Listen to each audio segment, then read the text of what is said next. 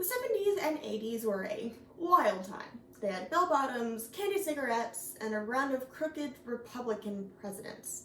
Back then, kids could play this game by Hasbro called Operation, where you removed parts of a body from the game with tweezers. And if your hand wasn't still enough, it buzzed and you lost your turn. Why am I telling you this? Well, today, women are a lot like the skeleton in the game. We go to some doctor, lie there in silence, they attempt some unnecessary procedure, and then they put us right back in our place, right next to the Monopoly game. The big difference is living women have the ability to talk and be heard by our doctors, right? Unfortunately, women have been cursed to bear the pain of, well, everything. When Eve and Adam were sequestered in the Garden of Eden, they are tricked into eating the forbidden fruit. All Eve wanted was a snack, and God cursed her to bear the pain of childbirth. All Adam had to do was name some animals. Despite the admission from God that women were literally cursed with pain, many doctors today continuously dismiss the pain of the women who come to them. With a wave of their hand, millions have their pain written off or their diagnoses rushed and misreported. As of today, the British Medical Journal reported that nearly 12 million people are misdiagnosed every year, with women and minorities 20 to 30% more likely to be misdiagnosed than their white male counterparts. This is an issue that touches on all aspects of the medical field, from doctors, the very healthcare system itself, and most importantly, the women whose lives lie in the hands of the root of the problem. This isn't a simple case of finding the right diagnosis. It's about addressing systemic issues within our healthcare system. So, let's examine just how dangerous it is for women when they aren't listened to. First, we'll look at the issue itself. Then, how it's affecting women. And finally, some solutions. And while doctors just don't listen to women, gender isn't the only factor that can inhibit doctors from believing patients. Attractive people are believed to alter how a doctor interacts with them, because doctors thought that the more attractive someone was, the healthier they were. And while I like to believe that my stunning beauty is the reason that I've had so many doctors ignore me, I know it's much more likely that the doctors thought I was just a young, hysterical girl. But it is because of these so-called hysterical emotions that we are often dismissed and cast away with barely a second thought. Women are 40% more likely to be diagnosed with a mental health issue than men, and they are 60% more likely to receive mood-altering medication. Doctors often use our emotions as a reason to justify our mistreatment. However, it's been found that estrogen can alter the way a body responds to medication.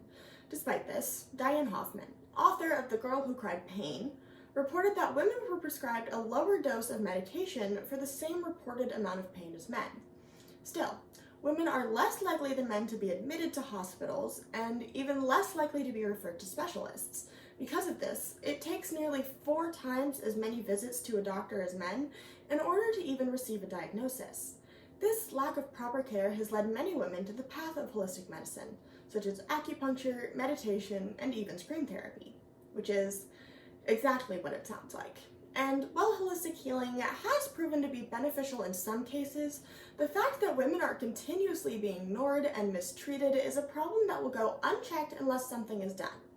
Now, if we're being real, I wish I could buy a $90 pack of vitamins from Goop called Balls in the Air and be magically cured of all my ailments. And while I don't have the money for $90 vitamins, perhaps the best aspect about Goop is that their products are marketed towards everyone on the gender spectrum. Unfortunately, not everyone is as open and receptive as the company that sells vampire repellent spray. A University of Pennsylvania study found that women waited 16 more minutes to receive pain medication in an emergency situation than men. Well, these numbers are terrifying. They're even worse for women of color and trans women.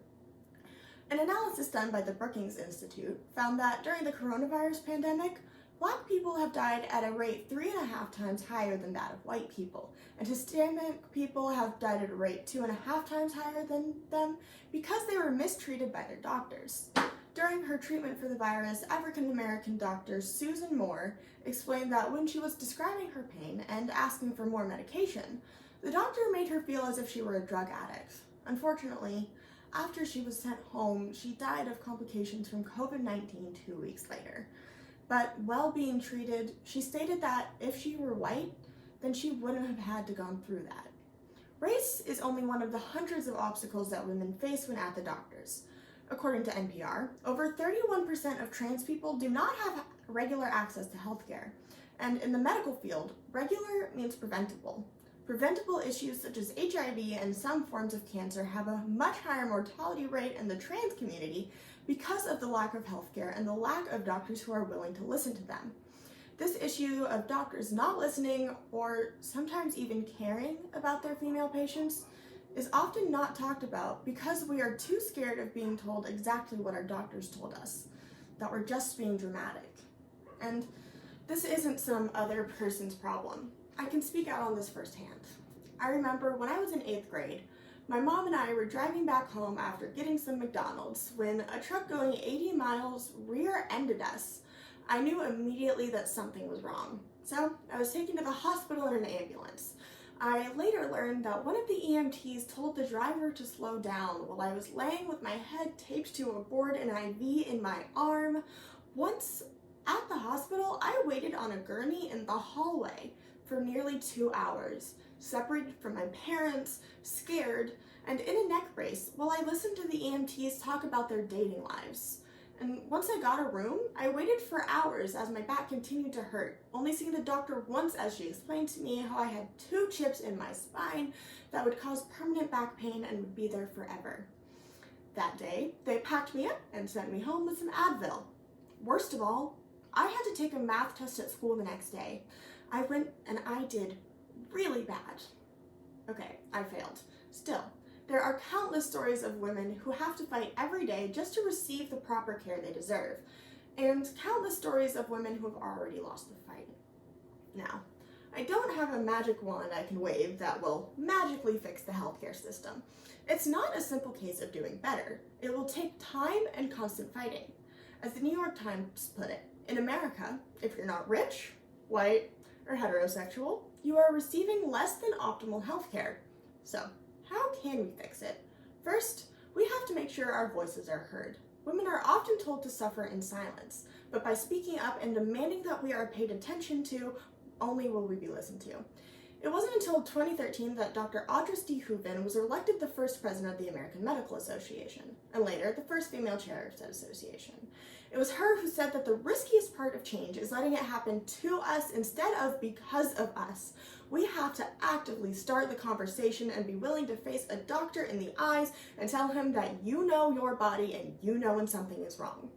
We must fight the system itself by checking our insurance bills to make sure we aren't wrongly charged. It wasn't until 2010 that sex-based discrimination in healthcare was legal.